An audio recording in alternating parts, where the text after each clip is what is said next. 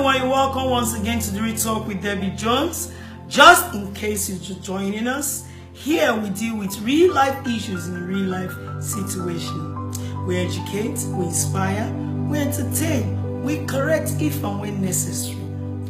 Let me pause a bit to say thank you for your likes, your comments, your questions, your contributions. Thank you for helping us to spread the gospel at no cost. But today, I just want to look at a simple real life topic: managing sex during fasting. Managing sex during fasting. Of course, marriage is a mystery that most people have little knowledge of.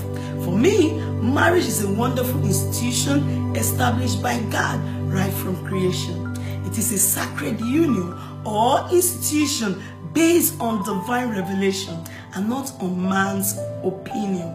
It is pertinent and very important to know that whenever the divine principles of this divine institution is recognized and obeyed, marriage becomes a blessing. God has commanded that we replenish the earth. We should multiply. One way to obey this command is to produce children, and that is through sexual intercourse. Sex is the area of human behavior concerning sexual activity and sexual desires.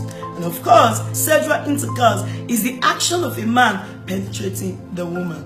Sex as a picture and its sacredness and its principles has over the years been westernized. I want you to know that it is good when we do it within the laws and the principles as outlined in Scripture.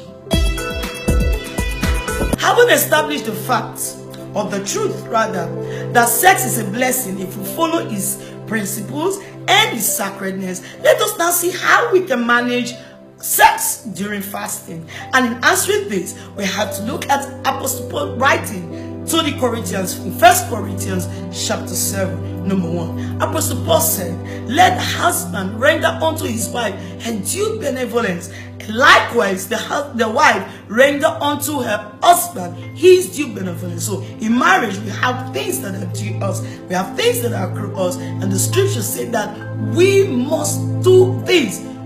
We should render, we should give. Secondly, the scripture said that the wife has no authority over her own body.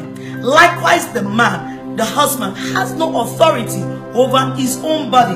What we're trying to say here is that me as a wife to my husband, I don't have power over this body. My husband do.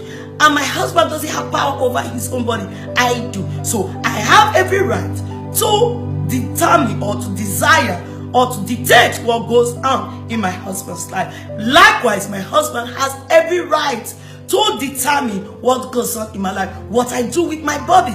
And so, if the scripture said I have no authority, and then I need the permission of my husband to do whatever I need to do. In other words, your partner has every right to desire or to ask for your faithfulness. And finally, the scripture says, "Defraud not one another, except with consent for a time, that you may give yourselves to fasting and prayer, and come together, so that the devil will not tempt you." What are they saying in essence is that you don't have any right to defraud. You don't have any right to cheat your husband. You don't have any right to cheat your wife. You want to fast? Good. Now fasting, what is fasting? Fasting is an abstinence from not just food, but water, sex, and pleasurable life. It's expedient, therefore, that when we fast, we should be far from sex. It must be, however, with the condition or with agreement with your partner.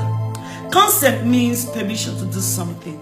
So you need the consent, you need the permission of your partner to abstain from sex. I've seen a lot of spiritual people who just abstain from sex and tell their wives or their husband to go to hell. Sweetheart, I'm sorry to say, it is not scriptural, because the Bible says that the single sister careth for the things of the Lord, but the married woman careth for the things of the husband, how she will please her husband. It is scriptural, so we don't have right. So it all boils down to all the facts that I have laid. That number one, we should render to our partner the due benevolence. Secondly, we don't have authority over our body.